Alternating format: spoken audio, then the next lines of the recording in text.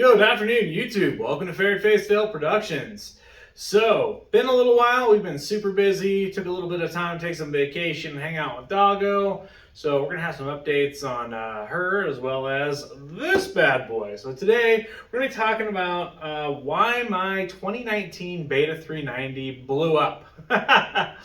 So, if you guys didn't see my older video, original video, I'll throw it up in a wherever it goes up these days. And basically, long story short, rented the 390 out. We had tested it the night before. It was running great. Checked the oil. Everything was really good on it. Had no issues. Renters take it out. They call me, and they're kind of panicking because, yeah, they're like, oh, it's puking oil and coolant, and now the engine won't turn over. So, yeah, I pretty much immediately kind of knew what was going on, but yeah. So today we're gonna go over what really happened. And a huge shout out to Fuel Power Sports in Colorado Springs. We have our own shop. You can see we've got at least one bay to work on bikes. We just did not have the time to do a full 4-stroke rebuild with bringing in new bikes and everything you see behind us here. So really appreciate these guys. They got this thing fully rebuilt and back. It's running better than ever, so that's pretty sweet. Right here, we have some goodies in box here. I guess a few things to show you. We'll show you up close. We might go over to the bench and check out some of the things that failed and give you an idea of what happened. So some goodies like that. But yeah, the long story short is it's very important to pay attention to your service intervals. And this was my fault. I'm going to come out right away and say that I totally forgot about doing the oil pump gears again with rentals and me riding in my personal time on this bike, because this was my personal bike. I just missed it. I really honestly forgot about it. So all in all, I went about 200 hours on the first replacement set of plastic gears that I put in there, and they failed. But let's go check these out. This is what my piston looked like. We'll see if get that to focus.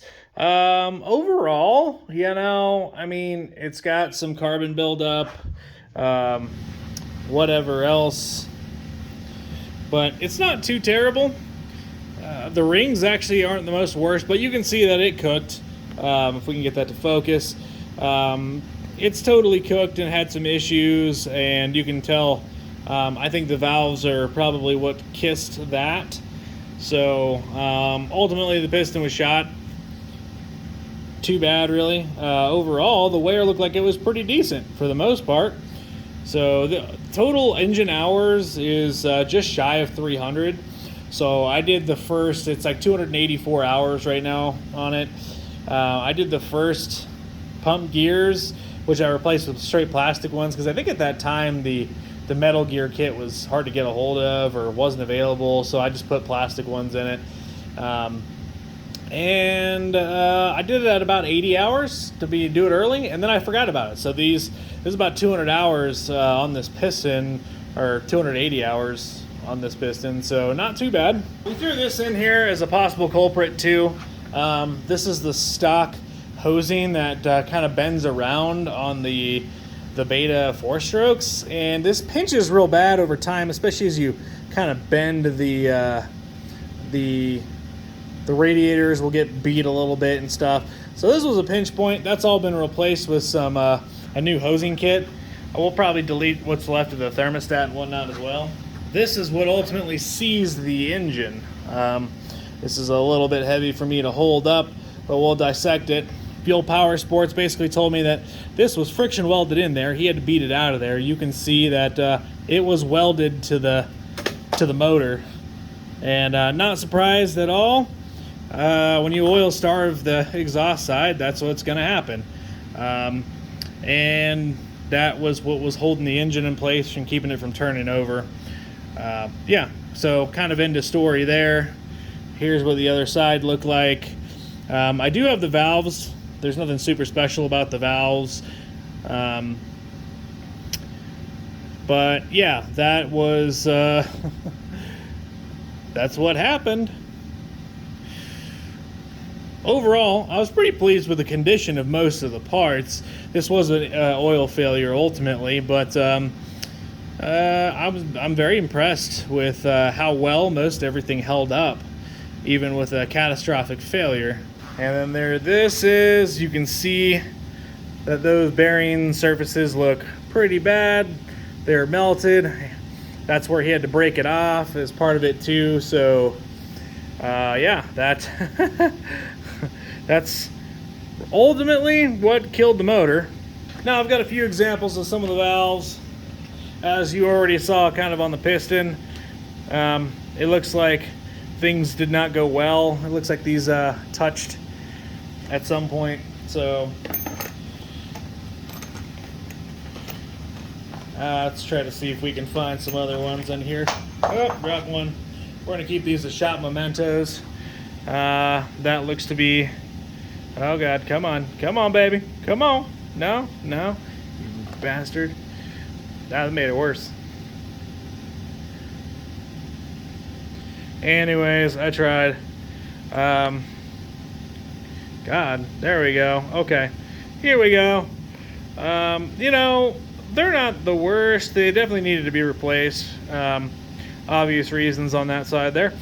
But I was kind of impressed at how well they looked with the amount of hours on the bike. Once again, you know, I think had I not forgotten to do those oil pump gears, this engine probably would have went, God, several hundred more hours at least. But yeah, I've got pretty much most of the rest of the parts, and we'll get to the best part here. All right, so in the moment you've all been waiting for, what do the oil pump gears look like? Now, for the love of God, I wish this thing would focus. Let's see if we can get it. There we go. So, as you can see, there is not a whole lot of teeth in place that there should be teeth. So, this would have been on here that way. And, you know, you can see that this just wasn't quite lining up anymore. So, yeah. That ultimately is what killed it. This side looks like, you know, not the worst in the world. Definitely chewed. It's definitely worn. Definitely need to be replaced. Like I said, there's 200 hours on these pump gears. I made a mistake, so it is what it is. I'm not going to cry about it at this point with all the bikes that we have. It's not the end of the world. But ultimately, this is my problem. Now, you know, there's a lot of people ask or say out there, you know, why does Beta go with plastic oil pump gears versus the steel ones that already exist? I don't know. There's kind of a few different things that I've read online as far as rotating mass in the engine, which that seems like bullshit to me. It's down low, and it's not really, you know, and maybe they were pinching every ounce they possibly could, and is why we went to these. And what's really ironic about this is I had just did a Beta 500's oil pump gear, switching it over to the steel ones like probably about a couple of weeks ago. A good buddy of mine, Lance, we were doing his oil pump gear, so and we took his out at 100 hours, and they looked good. They looked really good. In fact, they looked brand new. So somewhere between 100 and 200 hours, these things like to let go, I guess. And on top of that, I'm really good with oil changes, probably more so than necessary.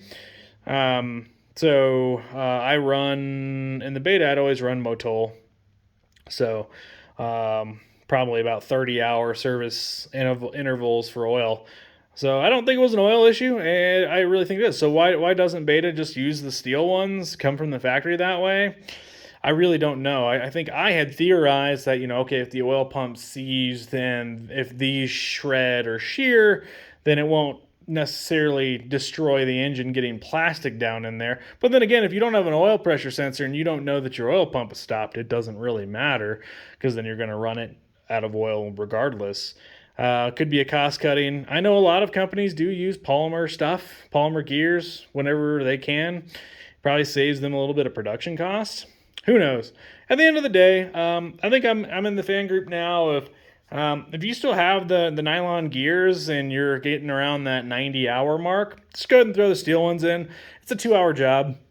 if you're unskilled, you're not used to working on stuff, you're taking your time, it's a 3-hour job, but it's not hard. I've done it multiple times, and I've had this one apart, and I've done these were the replacement ones I put in. So real bummer to kind of see that happen, but that is ultimately my fault, not Beta's.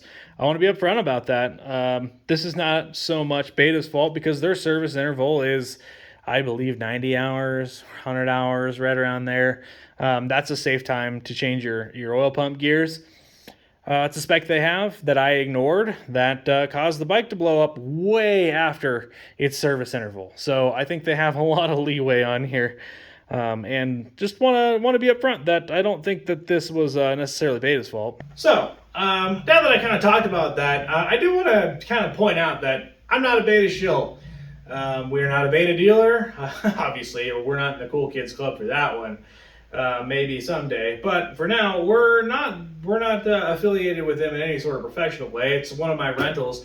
But if I'm honest, I couldn't even get Beta to really support this bike and give us any help on getting it rebuilt. So yeah, I've got nothing bad to say about the company, but nothing great either. Betas are high-end European bikes. They're not bad bikes. They perform extremely well for the most part. They've been very, very reliable.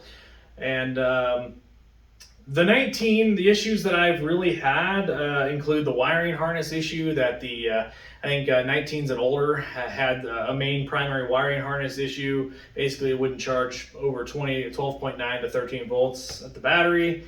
So I had to do that fix on this bike. She's had a few batteries because of that problem. I had to go through the wiring and kind of redo a lot of the connections. Well, the wiring and the clips on this, so I had some clips come loose as well. Was not my favorite. Now, they upgraded a lot of that for the 2020 and up years, so I stopped complaining about it necessarily. But overall, this bike had been really quite rock solid mechanically up until this point. And yeah, it's a tragic situation. I think when you have a bike catastrophically fail like this, looking at what the cause is, looking at was it my fault on maintenance, was it a poor engineering design, was it whatever? Well, in this case, my fault for not doing the maintenance. Also my fault for not just doing the steel gears and being patient with that at the time period. That probably would have solved my problems here. Now, at the amount of hours it had on it, it was getting towards needing a top-end rebuild anyway. Then again, the components looked pretty good, aside from the major failing sections without oil. So I do think Betas are built very robust. I think they're pretty conservative on their tolerances. And with all the Betas that we've owned, from a 300R to the 390 to the 500, they've been phenomenal bikes. If you're looking at Beta, they're a great way to go with, and their dealer network is pretty good. The biggest failing is that you are stuck with that dealer network. Yeah, you've got Sierra Motorcycle Supply you can get parts from. But Beta's a small company, and they'd shut their factory down for a little bit, and that was why it took so long to get parts for this. There were not jugs, there were not valves, you could not get pistons for this bike, all on back order for months because Beta had shut down the factory for a little bit to retool. And that was frustrating. So that was my first really frustrating thing. We got zero help from Beta themselves. Bike's out of warranty, and we're not Beta dealers. So do I really expect that? No, but really we'd had a pretty good relationship with Beta up until this point, because this was bought originally as more or less a test bike. We had the 500 media loaner for a little while with Meeker Extreme and Ferret Face. So yeah, it was a little disappointing to see that they didn't support us. And it was a little uncharacteristic, if I'm honest. Maybe that's just because we've grown into a shop now. But all bitching aside, would I recommend the Beta 390? Yes, the 2019 RRS specifically is my favorite of the 390s. Now, I've ridden the new 2020s, 21s, 22s, we're up to 23s now. I don't know if I've been on a 23, but I'm not sure if they changed it a whole lot. But nonetheless, ever since they've gone to a more and more race style, more and more aggressive tuning on these bikes, I've liked them less and less. This one, the weight, the chassis, how everything feels on it, even the sacks, the suspension feels complements all each other. It's a very comfortable bike to ride all day. It is a very capable bike, and it's not super heavy when I have the gas tank not all the way full. And the tuning on this 390 with the single port injection is very good. Very mellow, but very torquey. I think the new ones are a very aggressive torque snap off the bottom, and when I'm on gnarly bouncy stuff, I tend to like the whiskey throttle on the newer Betas. I don't know, that's probably me. We ride too many bikes, I think, but this one has always felt just very good. The power is where I want it. It's very nice, so that's the reason why I've kept it and why I had it rebuilt. It had crossed my mind to just scrap the bike, part it out, and move on with life. Was it worth it to spend $4,600, I think is what I total paid to rebuild this? Probably not. Although, can you buy a brand new Beta for $5,000, $4,600? No, you can't. So I think it's a great investment still. I'm going to ride this. This is my favorite four-stroke engine ever. If I have to ride a four-stroke, this is my choice. So I've ran and rambled more than I should have, but once again, I'm passionate about bikes. Beta has been a mostly love relationship, a little bit of hate. Mostly just their parts, I think, has really been frustrating here recently. But thanks for watching, guys. We'll catch you on the next one, and check out our other content. Check my other videos on the 390.